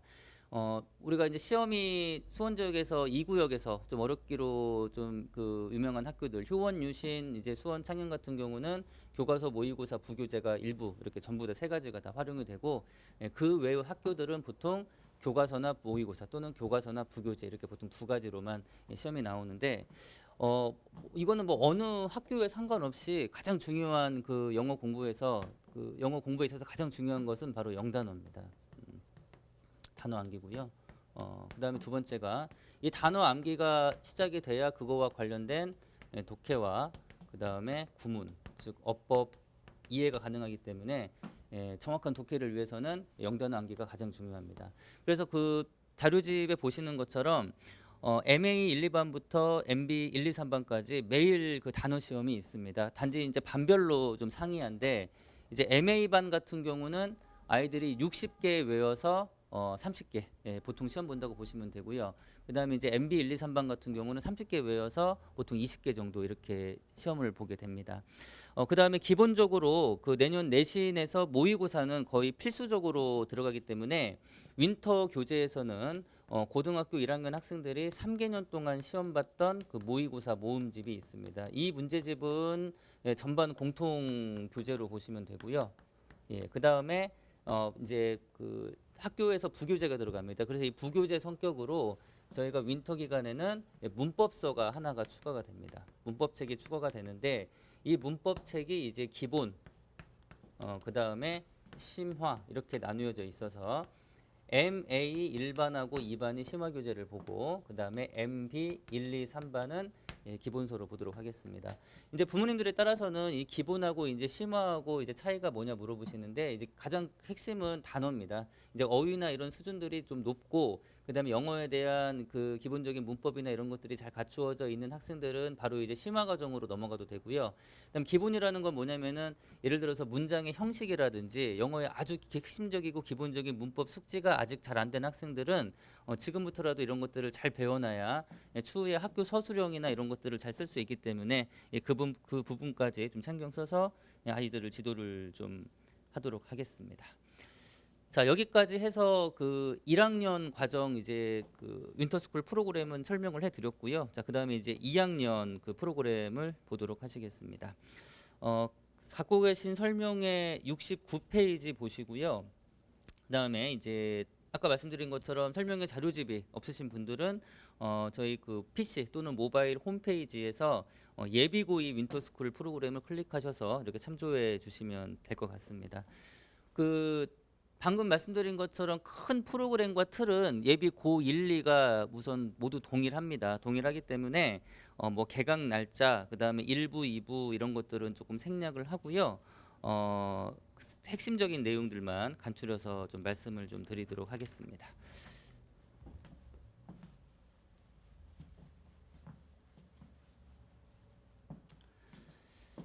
자, 먼저 가지고 계신 자료집. 자, 모집 요강에서 개강은 만약에 그 현재 적용되는 2.5단계 조처가 그 28일, 24시까지 그대로 적용이 되면 개강 날짜는 이제 29일 화요일에 시작을 하고요. 그 전에 만약에 풀리면 지금 자료집에 보시는 것처럼 28일에 개강을 하도록 하겠습니다. 기간은 1월 30일까지 약 5주 동안 진행을 하고 2학년의 경우 1학년과의 차이점이 종일반 종일반은 국어, 영어, 수학, 의무 수강으로 진행을 하는 반이고요. 그 다음에 5읍반이 있습니다. 5읍반은 국어, 영어, 수학 선택 수강 학생이 가능한 반입니다. 그래서 예체능 쪽이어서 이제 뭐 수학 수업이 필요 없다든지 아니면은 오전에 본인의 개인 스케줄이나 있거나 아니면 이제 특정 과목 하나를 다른 곳에서 이렇게 학습이 필요한 학생들을 위해서 오후반도 만들어 놨으니까 참고하시면 좋을 것 같습니다. 그 다음에 내용은 그 1학년과 동일하게 국어, 수학, 영어 2학년 1학기 그 과정을 좀 마치는 거를 목표로 하고요. 그 다음에 이제 그 종일반 대상자에 한해서 수투 또는 확통을 선택 수강해서 들을 수 있게 만들어 놨습니다. 반은 종일반 4개 반 그리고 오후반 1개 반 현재 5개 반을 편성을 목표로 하고 있습니다. 70페이지에 종일반 표준시간표를 살펴보시면 그 예비고일 윈터 프로그램과 동일합니다. 그래서 제가 그 방금 설명드렸던 2학년 1학기 과정 국영수 커리를 바탕으로 설명을 드리겠습니다. 일단 국어는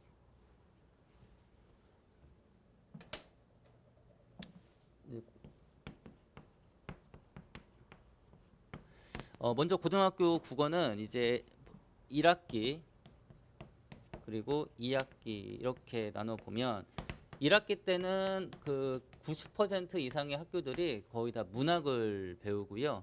그다음에 2학기 때는 언어와 매체 또는 독서 이렇게 진행을 하는데 비율로 보면은 한 7대 3 정도 됩니다. 70%, 30% 이렇게 진행을 하고요. 그다음에 이제 독서를 배우는 학교들은 이게 이제 모의고사에서 나오는 비문학이고요. 여기에다가 플러스 문학 작품이 일부 추가가 됩니다. 우선 가장 중요한 거는 1학기 과정입니다. 그래서 2학년 1학기 내신과 그다음에 그 수능에서 문학은 선택이 아니라 그 필수로 배우는 과목이기 때문에 2학년 1학기 문학과 내신 그리고 수능까지 준비하기 위해서 고등학교 2학년과 3학년 과정에서 배울 수 있는 현대문학과 고전문학, 여기서 문학이라는 거는 현대문학과 고전문학을 모두 합쳐서 배울 거고요. 이때 현대문학, 시, 소설 그리고 고전에서도 시가와 소설까지 2, 3학년 모든 과정을 저희가 한번 마무리를 하도록 하겠습니다.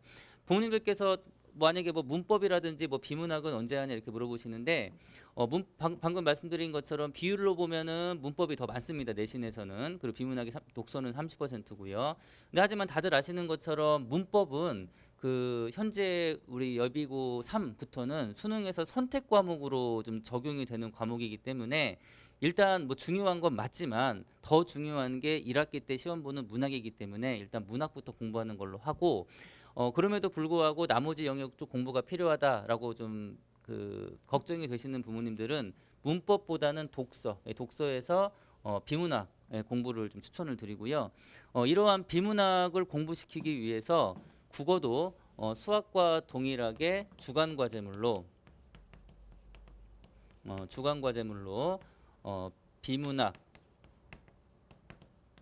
모의고사 자료가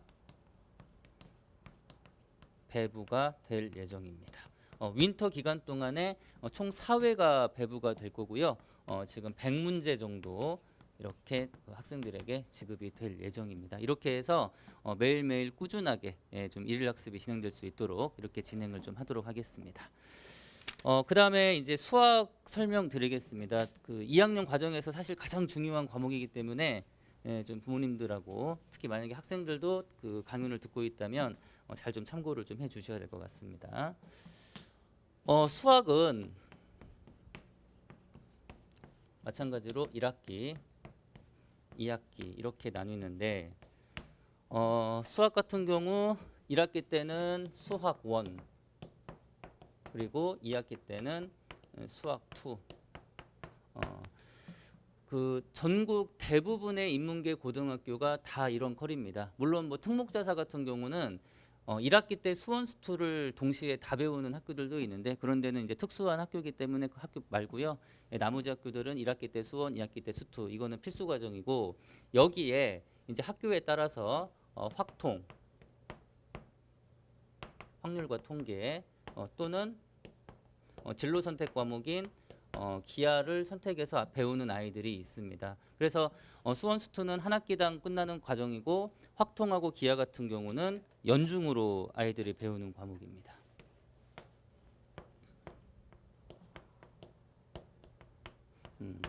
특히 이 중에서 기하는 진로 선택 과목이고요. 실제 성적으로 나올 때 이제 성취도로 평가해서 A, B, C로만 평가가 되지만 확률과 통계는 일반 선택 과목입니다. 그래서 내신으로 1등급부터 9등급까지 이렇게 성적이 산출되는 과목이기 때문에 학생부 교과 전형을 준비하는 학생들 입장에서 만약에 확률과 통계가 선택이 되어 있다면은 수학 1 못지않게 굉장히 좀 신경을 써야 되는 과목입니다. 그래서 현재 학원에서는 지금 커리를 어떻게 잡아놨냐면 1학기 과정에 필수적으로 공부하는 수학 1은 전반 공통 커리고요. 그 다음에 2학년 때 만약에 확률과 통계를 병행하는 학생들은 수원하고 확통을 공부할 수 있도록, 만약에 확통 또는 기하를 선택하지 않은 학생은 수원하고 수투를 공부할 수 있도록 이렇게 커리가 마련되어 있습니다. 그래서 수원은 전반 공통 1학기 과정이 완성이 되고 수학 2하고 확통은 수투하고 확통은 중간고사 범위까지 중간고사 범위까지 저희가 진도 완성을 하도록 하겠습니다. 1월 윈터에서 확통하고 수투가 중간고사 범위까지 진도 완료가 되고요. 그다음에 2월 윈터까지 수강하는 학생들을 위해서 또 별도의 특강이 마련되어 있습니다. 해당 특강을 들으면 수투하고 확통도 2학기 과정이 모두 완료가 됩니다. 특히 지금 국어하고 수학 같은 경우는 원장님 강연에서도 들으셨겠지만은 그 선택 영역입니다. 이 중에서 수원하고 수투, 이 수원 수투는 수능에서 75%, 75점에 해당하는 아주 그 비중 있는 과목이기 때문에 이 지금 윈터 들어가는 시점부터 그 선행이라든지 기본학습이 충실하게 좀 반영이 되어야 되는 과목이기 때문에 특히 지금 겨울방학 때부터 수학학습이 절대적으로 중요하다고 좀 말씀을 좀 드리고 싶습니다. 네, 수학에 관해서 설명을 해드렸고요. 그 다음에 이제 마지막으로 영어에 대해서 설명을 드리겠습니다.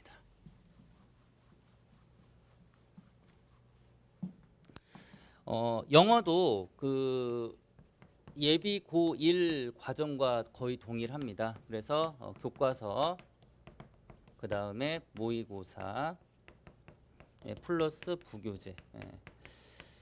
자, 고등학교 1학년 내신이 교과서하고 모의고사 부교재를 30, 30, 30 또는 5대5 이렇게 그런 비율로 출제를 한다면 고등학교 2학년 내신부터는 모의고사하고 부교재 비율이 70% 그리고 교과서 비율이 30%로 외부 지문 활용도가 훨씬 높습니다. 그래서 2학년 과정에서도 이런 부분들을 반영해서 모의고사, 여기서 모의고사라는 거는 고등학교 2학년 학생들이 3개년 동안 그 아이들이 시험 봤던 모의고사 모음집이 있습니다. 이 3개년 모의고사 모음집을 정리를 할 거고요. 그 다음에 부교재는 1학년 때 아이들이 보통 올림포스 1으로 공부를 하고 2학년 때는 그 올림포스 2를 주로 부교재로 선택해서 공부를 하는데 그 올림포스 2를 그 공부할 수 있을 수준의 어법책을 저희가 외부 교재로 선정했습니다. 고2 수준. 이렇게 공부를 시키고 그 다음에 1학년 때와 동일하게 단어암기. 단어암기 꾸준하게 진행시키면서 아이들 공부를 좀 시키도록 하겠습니다. 영어는 아까 그 1학년 과정에서 충분히 설명을 드렸기 때문에 그 과정의 연장으로 이렇게 살펴보시면 될 것 같습니다. 그 다음에 이제 끝으로 이제 그 1월 윈터에 대해서는 이제 기본적인 프로그램 설명은 제가 다 드렸고요. 올해 그 다들 아시는 것처럼 코로나라는 그 특수한 지금 환경에서 아이들이 공부를 하고 있습니다. 정상적으로 학교를 다니면서 공부를 해도 사실은 교육 과정이 많이 힘든데 이 코로나 때문에 그 등교도 못하고 원격으로 수업을 지금 아이들 듣고 있다 보니까 전체적으로 학생들 학력 수준이나 이런 것들이 많이 지금 하향 평준화가 좀 되어 있고요. 하지만 학교 시험 난이도라든지 수능 난이도는 절대 그런 것들을 반영을 하지 않습니다. 그래서 저희가 2월 달에도 그 1월 못지 않을 만큼의 그 종일반 프로그램을 만들어서 2월까지 좀 아이들을 좀 확실하게 좀 공부를 시켜서 내년 3월 달에 뒤떨어지지 않고 좀 공부할 수 있도록 좀 프로그램을 만들어 보았습니다. 자료집 74페이지와 5페이지를 보시면 그 예비 고1, 2 그 윈터스쿨 2월 윈터스쿨 지금 표준 시간표가 나와 있고요. 만약에 자료집이 없으신 부모님들 같은 경우는 저희가 1월 그 조만간에 2월 윈터스쿨 그 표준 시간표도 업로드를 하도록 하겠습니다. 그 시간표를 보시면 1월 윈터와 이제 비슷한 패턴이고요. 단지 이제 차이가 있다면 윈터 때 7시부터 10시까지 진행했던 그 자기주도 학습과 국영수 클리닉이 이제 오전 시간 10시부터 1시로 이동이 돼서 진행을 합니다. 그 다음에 점심을 먹고 2시부터 6시 사이에 국어, 영어, 수학 이제 학년별 테마 특강이라고 해서 윈터 레벨업 특강이 준비되어 있는데 그 특강과 관련된 세부 내용은 그 시간표 아래 표를 보시면 국수형에 대한 그 세부 커리가 나와 있습니다. 전체적으로 선행과 심화 쪽에 포커스를 맞춰놨고요. 특히 수학 같은 경우는 상위권반을 위해서 상위권반 1학년 2학기 과정 수학을 완성하기 위해서 공통 수학 하에 함수부터 확률까지 그 다음에 이제 그 중위권 학생들을 위해서 중위권 학생들도 만약에 2학기 과정이 필요하다면 집합과 명제까지 이렇게 상위권 아이들이 윈터스쿨 때 공부했던 내용을 중위권 아이들도 공부할 수 있도록 좀 심화 과정으로 만들어 놨습니다. 예비 고2도 동일합니다. 국어와 영어 똑같이 심화 과정이고요. 수학도 아까 전에 수투하고 확통을 저희가 그 2학기 중간고사 범위까지만 윈터에서 마무리를 하는데 그 중간고사 과정뿐만이 아니라 기말고사 과정까지 마무리가 될 수 있도록 수투하고 확통도 특강으로 개설이 되어 있으니까 만약에 그 2학년 과정 수학을 처음부터 끝까지 한번 다 공부하고 싶은 학생들은 2월 윈터에도 참여하고 그 다음에 특강을 들으시면은 진도가 마무리될 것 같습니다. 프로그램에 대한 설명은 지금 다 드렸고요. 그 마지막으로 윈터스쿨에 대해서 그 한 말씀만 드리고 마무리하도록 하겠습니다. 윈터스쿨의 가장 최고의 장점은 그 자기주도 학습 완성이고요. 시간을 효율적으로 관리할 수 있다는 점입니다. 공부는 엉덩이 싸움입니다. 장시간 학생들이 의자에 앉아 있는 것 못지않게 중요한 게 그 시간을 얼마만큼 효율적으로 활용하고 더불어 그 시간 활용을 통해서 본인만의 공부법과 학습법을 체득하는 것이 굉장히 중요합니다. 아이들의 그 소중한 그 시간 투자와 정말 열정적인 노력으로 본인이 원하는 대학과 학교에 입학할 수 있도록 그 첫 시작점이 되는 윈터스쿨에 많은 참여를 부탁드리고요. 학부모님들의 관심과 지지를 부탁드리겠습니다. 강연 마치겠습니다. 감사합니다. 안녕하세요. 저는 지금 재수정규반 생명과학을 맡고 있는 남지연 선생님입니다. 이 시간에는 과학, 사회에 관련된 1학년, 2학년에 걸친 이야기를 해드리려고 하는데요. 원래는 학부모님들을 직접 뵙고 좀 실제로 궁금했던 질문들 위주로 제가 설명을 드리려고 했었는데 뵙지를 못하는 상황이 돼서 반대로 보통 때 많이 질문을 받았던 것 위주로 좀 설명을 드리고요. 그리고 일반적인 통합과학의 통합사학의 내용, 그 다음에 선택 과목 어떻게 해야 하는지 그 부분을 위주로 설명을 드리겠습니다. 일단 중학교에서 고등학교 올라가면은 엄마들이 많이 첫 성적표를 받고 나서 제일 많이 하시는 말씀이 우리 애 잘했는데 성적이 조금 떨어진 것 같아요. 시험을 보면 볼수록 점점 더 심해지는 거. 성적이 더 떨어지고 있어요. 이 얘기 많이 하시거든요. 가장 큰 게 단위수에 관련된 부분이기 때문에 그런 증상이 나타날 텐데요. 중학교 때는 암기 과목이 많다 보니까 조금 국영수에서 조금 힘들었던 부분이 암기 과목에서 평균으로 채워지는 경우가 많습니다. 현재 고등학교 1학년 단위수는요. 국영수 5단위, 그 다음에 통합 사회 4단위, 통합 과학은 앞에 통합자 뺐어요. 에다가 과학 실험이 1단위가 하나가 더 들어갑니다. 실질적으로는 과학은 5단위가 되는 셈이고요. 중학교 때 많이 이제 효자 노릇을 했던 미술, 음악, 체육, 한문, 도덕, 기가 이런 부분들이 싹 빠지고 남는 거는 기술 과정밖에 남지 않습니다. 기술 과정은 3단위인 상태로 진행이 되기 때문에 단위수의 의미는요. 그 나오는 성적에다가 단위수를 환산을 해서 평균이 되기 때문에 단위수가 높으면 당연히 성적 의존도가 높을 수밖에 없습니다. 나는 중학교 때까지는 사회과학은 벼락치기로 가능했던 과목. 평소에는 열심히 안 하더라도 시험 때 바짝 며칠 하면 문제집 풀면 어느 정도 성적이 나왔던 과목이었다면 지금은 그러기에는 비중이 너무 높아졌어요. 얘 같은 경우는 과학 실험이라는 과목이 교과서에 아예 따로 나와 있고요. 그 과목을 시험을 보면 내용은 얘랑 좀 비슷한 편이어서 통합 5단위가 되기 때문에 국어, 영어, 수학과 준하는 같은 단위수를 가지게 됩니다. 양도 방대하고 내용도 심화가 많이 되기 때문에 벼락치기로는 조금 힘들어져요. 중학교 3학년 때는 괜찮았어요. 저 중학교 때는요 성적 괜찮았어요. 근데 첫 번째 시험을 보고 나서 애들이 하는 얘기, 이렇게 어려울 줄 몰랐어요. 그리고 이렇게 어려운 시험을 그렇게 애들이 잘 볼 줄 몰랐어요. 저도 어느 정도 봤다고 생각했는데 1, 2등급 애들은 뭐예요? 왜 이렇게 잘 봐요? 시험이 중간고사 다음 기말고사 가면은 더 느끼는 거. 분명히 어려웠거든요. 근데 1등급 애들은 왜 이렇게 컷이 높아요? 1등급은 도대체 몇 점을 받아야 돼요? 실제로 이번 시험 중에 98점을 받았는데 2등급이 안 나온 경우가 있었어요. 100점이 1등급 인원수보다 훨씬 많아서 이런 식이 있었거든요. 그러니까는 느끼는 게 평균으로 보시면 안 되고요. 평균 점수는 생각보다 별로 높지 않을 거예요. 근데 상위 학생들이 굳히기를 많이 하고 있기 때문에 상위 등급에 들어가기가 쉽지 않다는 거. 국영수는 이미 학생들이라면 다 중요한 것도 알고 하기 싫어도 중요하다니까 해고, 그리고 중학교에서 고등학교로 왔기 때문에 국영수가 어느 정도 다 받침이 되었다면 실제로 1학년 성적에서 많이 좌지우지 되는 데가 사탐, 과탐이에요.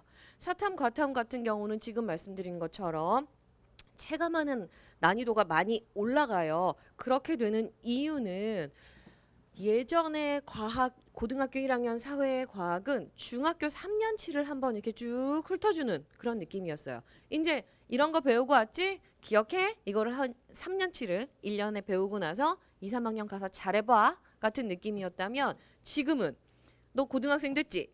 그럼 고2 때는 뭐 배우는지 알아? 고3 때는 뭐 배우는지 알아? 이거를 소개하는, 그러니까 2, 3학년 내용이 많이 내려와서 아이들이 체감하는 난이도가 증가하는 거예요. 그리고 실제로 예비 고1 수업을 준비하는 학생들 중에 상당수는 단지 고등학교 1학년 과학을 준비합니다 정도가 아니라 2학년 선행을 하고 옵니다. 왜? 1등급 받으려고. 상위에서 굳히기 하려고. 아이들끼리는 그런 얘기예요. 절대 등급이래. 못 내려온대 걔네들이. 아무리 시험이 어려도 천장에 붙어서 1등급은 거기 있다고 그런 얘기를 하거든요. 걔네가 저절로 만들어지고 머리가 진짜 좋아된 애들이 아니라 실제로 많은 2, 3학년 선행을 했더니 좀 받쳐주는구나가 되는 경우가 많아요. 그러니까 정말 아무 준비 없이 시험 대비만 시작해서 시험 기간에만 공부를 하면 내신 얻기는 힘들어져요. 1학년 내신은요 20%가 반영이 되고요. 2학년 올라가면 30%, 3학년 올라가면 50%가 반영되니까 어떻게 보면 적은 숫자예요. 문제는 이쯤 되면 아이들 성적이 많이 굳어져 있어요. 확 뒤집히기가 쉽지가 않아요. 그러다 보니까 2, 3학년 애들은 거꾸로 이런 얘기를 해요. 저 3학년 전교 2학년에서 3학년 전교 1등 거의 했던 친구가 했던 얘기인데 이때 좀 할 걸. 이때는 굳이 그렇게 공부를 해야 되는지 몰랐다고. 지금 2학년, 3학년 성적 다 만들고 나니까 요게 아쉬워가지고 내가 더 좋은 데를 갈 수 있는데 지금 불안해서 못 가겠다고. 이런 표현을 했어요. 학생들이 그렇게 말하는 게 사실은 가장 이제 엄마들이 원하는 정보잖아요. 애들이 어떻대? 일반적인 거 말고 그 학교 가서 그랬더니 어떻대? 시험을 보면 어떻대? 가 제일 궁금하실 텐데 2, 3학년 땐 많이 만들어졌기 때문에 지금 요때부터 준비하는 친구들은 생각보다는 또 많지 않으니까 요 점수 챙겨 가시면은 내신이 더 탄탄해질 거예요. 자, 과학하고 사회가 지금 이런 식으로 단위수가 구성이 된다. 그 다음에 내용은 2학년 내용이 많이 가 된다. 그래서 실제로 물리원, 화학원 선행하고 오는 예비 고1 많아요. 특히 과학 중점 학교 요 인근에 있잖아요. 그런 곳을 생각하는 학생들이라면 학생부에 쓸 내용들을 생각해서 더욱더 열심히 하거든요. 그렇게 되면 애들 입장에서는 나는 고1 것까지밖에 모르는데 쟤는 고2 것도 알아? 그럼 비싼 문제라고 표현하는데 이제 문제마다 배점이 달라요. 어떤 건 3.2, 좀 쉬운데 2.9, 완전 어려워 4.4 여기까지 배점이 다 다른데 그런 비싼 문제들은 조금 이렇게 해줘야지 하게 되니까 그 한번 훑어보고 공부를 할래 아니면 시험 기간에 시작을 해볼래는 엄청난 차이를 가져오게 될 겁니다. 그 다음에 수행평가 이야기를 또 드려야죠. 수행평가는 해마다 했던 그 일반적인 이야기와 올해는 조금 다른 게 서울시 교육청 같은 경우는 학교 가는 날수가 너무 적다 보니까 수행평가 없이 중간고사 50%, 기말고사 50% 이렇게 반영해서 성적 내셔도 됩니다라는 지침이 내려왔었고요. 실제로 상당수의 서울 안에 있는 고등학교에서 그렇게 실행을 했어요.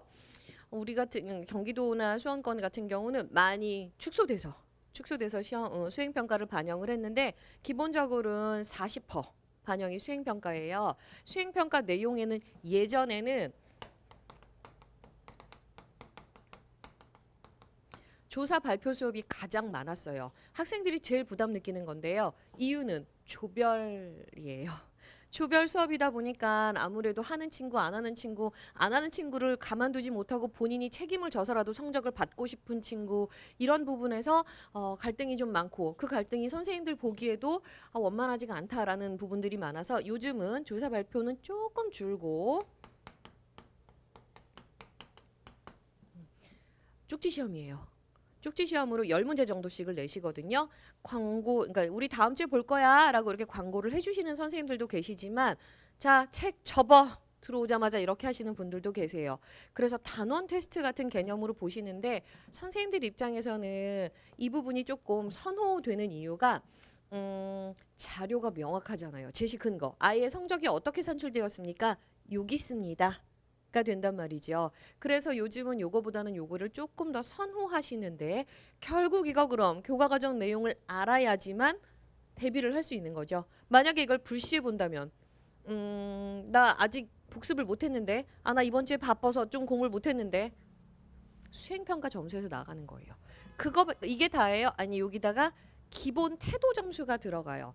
여학생들 같은 경우는 뭐 프린트 준비라든가 뭐 수업하는 태도 대부분 다 무난하게 봤는데 남학생들이 준비물을 좀 못 챙기는 경우가 있어서 불시에 뭐 프린트물 내세요 하면 없는 프린트, 빠진 프린트, 뭐 답을 미처 쓰지 못한 빈 칸만 숭덩숭덩 남아 있는 프린트 이런 것들이 나오게 되다 보니까 태도 점수에서 조금 또 남학생들 같은 경우는 불리한 경우가 있고요. 수행 평가는 기본은 40점, 그러니까 100점 만점에서 40점, 40%로 반영이 됐었고요. 만약에 우리가 올해처럼 내년 1학기 때도 이 부분이 원활하지 못하다면 예는 없이 테스트 위주로 갈 확률이 훨씬 커지게 되는 거죠. 그다음에 학교별로 아마 내신 산출 방법이 굉장히 다양한데요. 그 내신 산출 방법 중에서 통과 통사만큼 다양한 과목도 없는 것 같아요. 예를 들면 이 인근의 학교는 1학기 중간고사 때는 통합과학을 시험 보지 않습니다. 그럼 언제 보냐고요? 중간고사 때 시험 보지 않고 중간고사 때 배운 거 이따만큼을 기말고사 때 한꺼번에 봐요. 그럼 그 학교 같은 경우는 1년에 2번 시험을 봐요. 시험 보면 어떻게 해요? 책 반이죠. 1학기. 너무 부담이 크잖아요. 그니까요. 그런데도 그렇게 몇 년째 하고 있거든요. 학교별로 이런 학교도 있고요. 그 다음에 어떤 학교는 항상 무거운 과목이랑 시험을 같은 날 붙여요. 예를 들면 수학하고 통과, 영어랑 통과. 애들 입장에서 좀 떼주지. 너무 무거운데 뗄 과목이 없어요. 이유는 국어, 영어, 수학, 한국사, 통사, 통과, 기가가 끝이에요. 과목에서 만만한 과목이 이제 없습니다. 중간고사, 기말고사 볼 때 기본이 이렇게 들어가기 때문에 쉬운 과목이랑 붙어서 그날 그 시험 보기 전날 조금 어떻게 될까? 힘들어요. 그러니까 먼저 해야 하고요. 먼저 할 때 한 번 훑는 정도가 아니라 제대로 알고 이왕이면 심화까지 갈 수 있는 정도가 돼야 수행도 내신도 같이 대비를 할 수 있게 돼요. 중학교 때랑 많이 다르대요. 애들이 딱 1학기 중간고사 한 번 1학년 때 입학해서 1학기 중간고사 딱 한 번 보고 나면 이거예요? 이게 고등학교 시험이에요? 라고 물어볼 만큼 느낌이 좀 다르대요. 중간, 기말, 중간고사가 만약에 쉬웠으면 기말고사가 어렵다든가 이런 식으로 해서 한 번 그 호된 맛을 보고 나면 이제 느끼는 거죠. 내신이 장난 아니네? 근데 이미 그거 느낄 때면 시험 2번 지나갔어요. 1학년 4번 시험 중에 2번이 지나갔어요. 또는 2학년 전체 시험 중에서 2번, 절반 지나갔잖아요. 그러니까 한 번 실수하고 한두 번 실수하고 느끼기에는 너무 값진 기회들이다 보니까 미리 대비를 하는 것만큼 그리고 평소에 대비를 하는 것만큼 중요한 게 없을 것 같습니다. 그다음에 1학년은 이 정도로 설명을 드리고요. 2학년 같은 경우는 이미 선택 과목을 여름방학 때 정했어요. 보통 1학년 여름방학 전후를 통해서 선생님들이 설문을 돌리세요. 너 내년에 무슨 과목 할 거야? 사회 과목은 19과목이나 있고 과학은 8과목이 있어. 제가 쓸게요. 사탐은요, 여러분. 수능에 반영되는 것까지 해서 9과목이고요. 사회, 과학은 8과목이에요. 사탐 과목은요, 진짜로 9과목이 다 달라요. 한국지리, 세계지리, 세계사, 그다음에 사회문화, 정치화법 뭐 이런 식으로 쭉 다르고요. 과학 과목은 물리학, 화학, 생명과학, 지구과학이 1, 2다 보니까 8과목 이렇게 되는데요. 예전 같으면 이과는 과탐이지 문과는 사탐이지 였잖아요. 바뀌었어요.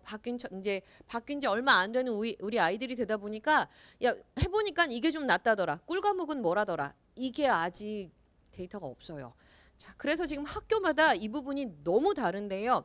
학교에서 아예 짜주는 거예요. 자, 세트 A, 세트 B, 세트 B 이거 중에 뭐 선택할 거야? 우리 반편성해야 되니까 미리 좀 고르자. 하는 학교도 있고요. 아니면은 이 중에서 한 절반 정도를 쫙 골라주고 이 중에서 하나 골라봐. 과학 과목도 원, 물리학 원, 화학 원, 생명과학 원 이런 원 4과목 중에서 골라봐. 그렇게 해서 문과라면 사탐 2개에 이과 과목 하나. 그다음에 반대로 이과라면 과탐 과목 2개, 사탐 과목 하나. 이런 식으로 짜주는 학교들도 있고요. 정말 다양해요. 기본적으로 고등학교를 졸업할 때까지 나라에선 이렇게 시켰어요. 걔가 문과를 가던 이과를 가던 사과탐 과목은 최소한 몇 개씩은 이수해야 돼. 그러니까 이과 갈 거야? 그럼 2, 3학년 통틀어서 사회 2개 이상은 해줘야 돼. 그럼 대부분 2개를 학교에서 고르게 되는 거죠. 2학년 때 여러 다양한 방법으로 지금 공부할 걸 미리 1학년 여름방학에 결정을 했고요. 이미 고른 거에 대해서 변경 없다고 누차 선생님들이 얘기를 하셔서 이제 2학년은 그대로 시작을 할 거예요. 그렇다면 탐구 방법에 있어서 내신은 어떻게 할 건데? 얘는 같이 가셔야 돼요. 이게 정답이에요. 이유는요. 고3이 됐어. 자, 이제 내가 선택 과목 뭐 할지 결정해볼까? 하나, 둘. 그때 고르면 늦어요. 이유는 이미 이때 하나 하고 오셔야 돼요. 2학년 때 내신을 골랐어. 내신 중에서 나한테 맞고 내가 좀 잘하는 게 있을 거예요. 그건 남들이랑 상관없어요. 공대 가려면 물리가 필요하다던데 근데 물리 못해서 이과지만 자연대를 갈 수도 있거든요.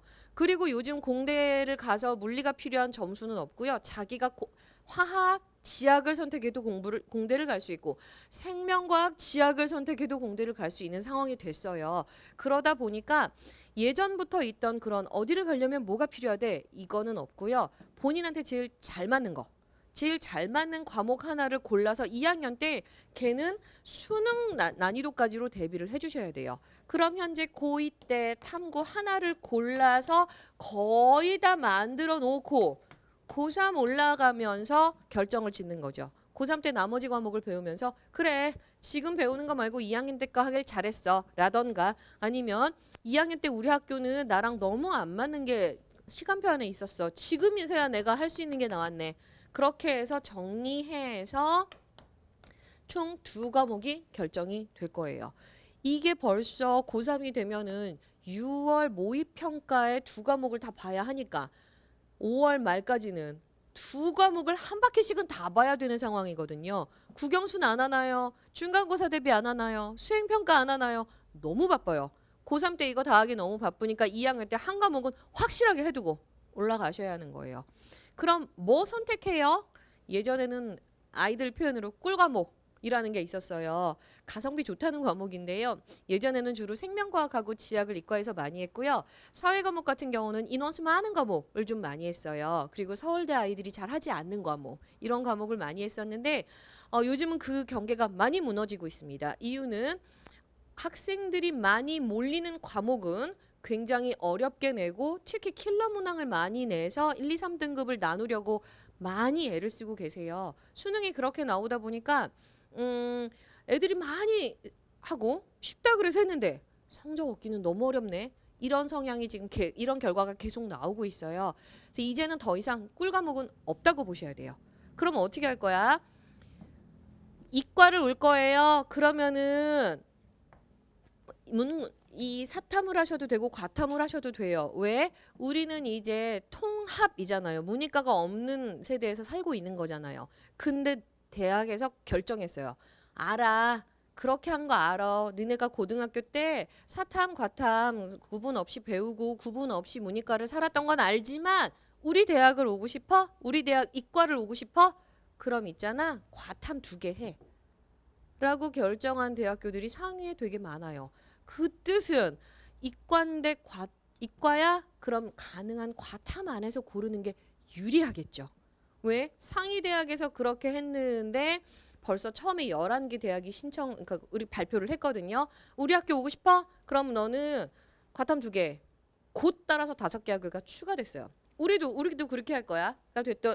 됐으니 점점 늘어나지 않을까라고 사람들은 생각을 하고 있어요. 전문가들은. 선생님 그럼 이과는 그래요? 문과 어떡하죠? 문과는 아직 지정된 과목이 하나도 없습니다. 그 뜻은 문과는 그대로 사탐 안에서 아니면 난 문과지만 다 여기서 좋아하는 과목 있어? 마음대로 고르셔도 돼요. 대신 이과를 생각하고 있다면 이과에 가서 이과 대학을 갈 거라면 가능한 과탐 안에서 선택을 하는 게 좀 입시에도 유리하겠죠. 공부를 했었는데 2학년 때 했던 공부랑 입시를 위한 공부랑 따로 하면은 너무 시간이 아깝잖아요. 한 번에 2개를 대비할 수 있게 이과라면은 그 정도는 그거를 고려를 하셔서 선택 과목을 잡으셔야 되는 거고요. 그 다음에 이미 2학년은 골랐으니까 고르고 나서는 열심히 합시다가 답이에요. 요번에 2학기 중간고사 봤던 학교 예시 하나 들어드릴게요. 너무너무 시험이 어려웠대. 애들 시험 보고 나서 난리가 났었어요. 막 흥분해서 전화들을 하고 난리가 났었는데 그래서 어떻게 됐어? 1등급은 몇이야? 평균이요. 그 시험 그 과목에 평균이 40점대였어요. 진짜 어려웠죠. 근데 90점대가 9점 아니에요. 90점대가 2명 나왔어요. 제가 아까 말씀드린 철벽 등급. 안 내려와요. 어려워도 안 내려와요. 그 다음은 80점대 없대요. 70점대래요. 너네가 1등급 이렇게 돼버렸어요. 아니 평균이 이런데 안 내려온다니까요. 상위 등급은. 그래서 아까 말씀드린 것처럼 이왕 상위 등급을 받아야 되겠어. 성적이 괜찮으려면 상위야. 그러면 어떻게 해줘야 돼? 시험 때만 해서는 안 되고 미리 해야 돼. 이게 1학년 때부터 수능까지 결국 같이 계속 가는 이야기가 되는 거예요. 평균이 이런데 이럴 줄은 애들도 상상을 못했대요. 그래서 애들이 시험 보고 시험 문제 너무 어려워서 충격 한 번. 성적표 받고 이렇게 잘하는 애가 있고 나는 훨씬 이 친구의 충격도 한 번을 받았거든요.